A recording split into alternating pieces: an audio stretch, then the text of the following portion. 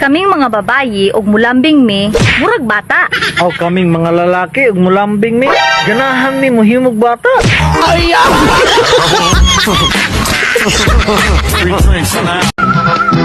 Unfair dyan naning kalibutan, oy.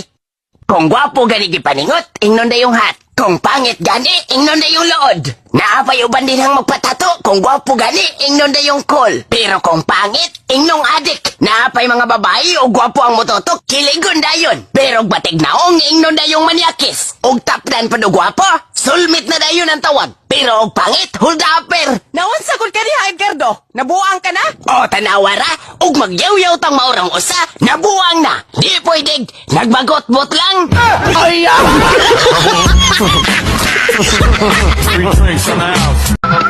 Oh, nganong karon ka pa man lang? Asa man ka nagsangit-sangit? Nga nadugay ka maguli?